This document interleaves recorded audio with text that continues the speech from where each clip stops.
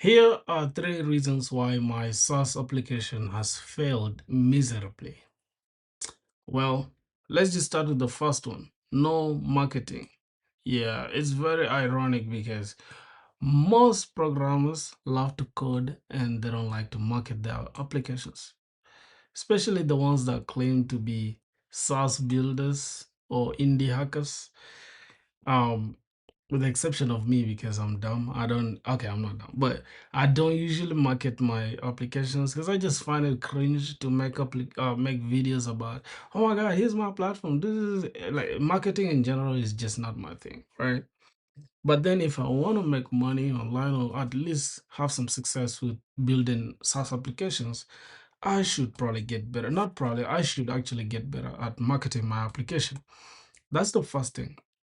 Right. So I think this reason is really like if there's anything you should take out of this video should be marketing. You should market your application exceptionally well before you even start building it. I guess it's the most important one. And I just did the exact opposite of everything that I told you guys. I did not market my application. I did not post it on my Instagram. I didn't, matter of fact, I don't even have a proper Instagram page, right, for the application. Not even that, for myself as well. And on YouTube, it's not even doing any great job because I don't even post about it. And if I did, I posted once and I just forgot about it. And oh, probably didn't even get views like that. And I just got demotivated. And again, speaking on marketing, I barely even kept my word on like, hey, trying to get users and all of that. So I'm probably rambling at this point, but you get the point. Marketing is a non-negotiable when trying to build your SaaS application. I have failed in that, and I'm trying to correct that. So the next reason why my SaaS failed is bad architecture. Now, this one is really a double-edged sword because a lot of people say, "Oh, bad architecture and design. You shouldn't really worry about that when you don't have users. You should put out an MVP, right?" This is a word that is just thrown around most people, most minimal viable product of your application, right? Like the smallest version of your main application that users can interact with.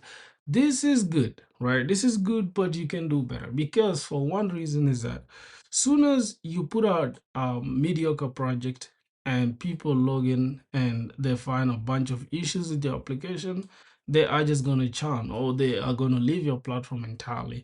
And when you continue marketing the platform to them, when they've already experienced the bad side of your application, it's just going to backfire, right? So I wouldn't really recommend the idea of MVP to people because I know a lot of indie hackers talk about this is try to get early users, all of that. It doesn't really matter, bro. You're not rushing towards anything. I feel like you should take your time to make sure the architecture is correct and the design is very, very thorough. And then and only then can you proceed to like trying to get users, right? I feel like that's the best way to put it. I know a lot of people are gonna be offended by this point, but hey, it is my opinion. You feel me? So my application had bad architecture in that everything was tangled together. So I had a big problem which is called tight coupling, right? Tight coupling. It means every single thing is tightly coupled to another, right? If you just look at this application is massive. It's like it's a pile of mud stuck together, right? It's just a lot. There is auth involved. There is massive gazillion DTOs. If you look here, like there's a lot of stuff involved, and this platform just became enormous for me to even fathom. There's a lot of stuff. There's S3, there's S3, AWS S3 storage. There's RabbitMQ for asynchronous communication. There is payments. There is FFmpeg for audio processing. There is events for as well as asynchronous communication. There is drum kits. There's a bunch of stuff in here, and I couldn't really keep up with any of that.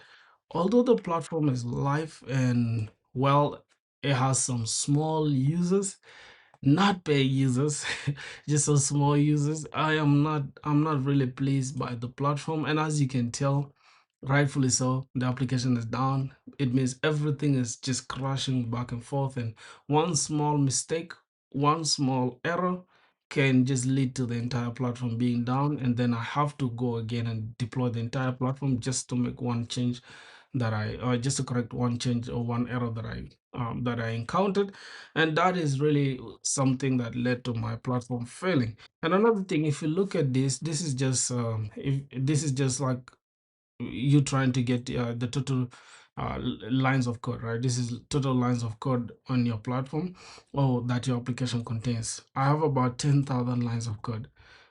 This is, mind you, this is just backend code. This is not including the front end code. We have about 10,000 lines of code. This is a lot of lines of code, or a lot of code for me to really like keep track of.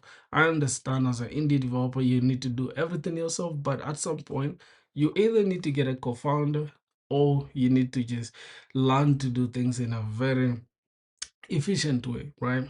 And I'm not going to go in depth about anything else. I'm just going to stop here. Bad architecture and design really killed my platform. And how am I going to solve this? Right? How am I going to solve the bad architecture and design? I'll talk about that just when I finish this video. And the last one here is lack of resilience.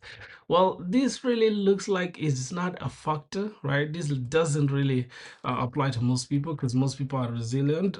By resilience, I mean, let's say, for example, you get an error that you cannot solve, then rather than just quitting, you continue digging until you solve it, right? I really don't have that in me. Like when it comes to anything, whenever I just face any difficulties, I tend to just get rid of it. It's like, all right, get rid of this platform and build another one. Just like with this data bucket as well. This is like a bit selling platform that I built, which is really dear to me. If you've been watching my channel, you've known me a little bit, you will know that I am a music producer, and music is something that I'm very passionate. I've really been making beats or music in general for about 6 years, and I really don't want to be disconnected from it, right? And that's the reason why I align myself towards things related to music. And I lost direction, or I lost sense of my passion, that I started building other things, right? Although these are things that are supposedly going to help me out, like this link platform that I built is a URL shortener to help out with shortening the URLs of the beats that I'm making or that I'm listing or that producers are listing on my platform. It really turned out to be a nuisance, right?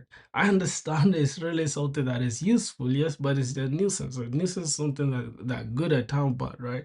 I don't know if that's the correct dictionary definition, but you get the point, right? So for me, I wouldn't really go so much on that point, and that's the reason why I'm telling you guys about resilience.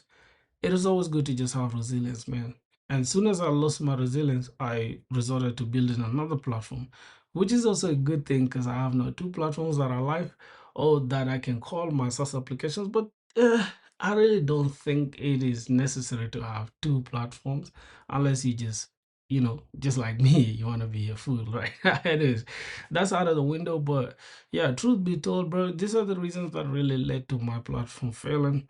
And going forward, I really want to correct all of these mistakes. And obviously, I'm going to correct them, right? And starting with the marketing, starting from today, actually, I'm going to try my level best every single day to practice marketing, whether it be in posting about my platform, making videos about my platform, or just putting the word out there that, hey, I am building this, right?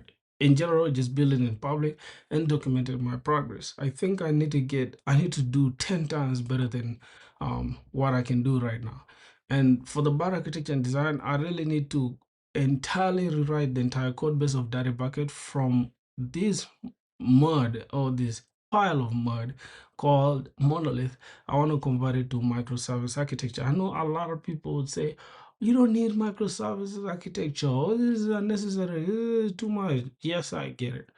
But I've reached a point where I don't really find a monolith useful to me, because it is just unnecessary for me to have everything tightly coupled together, given that if I make one change in one service or in one simple space or one simple line of code, has to lead me to redeploying the entire platform, even in parts that don't require the change.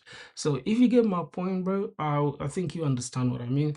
But yeah, all in all, bro, I know this video won't really apply to a lot of people, but for the specific niche of people that are interested in this kind of stuff, I hope you'll keep tabs with me and probably just go ahead and subscribe and follow the journey, considering um you are gonna be part of our family soon. So that's out of the window, my boys. I'm out of here, man. See you guys in the next part of the video or when we upload again. Let's go.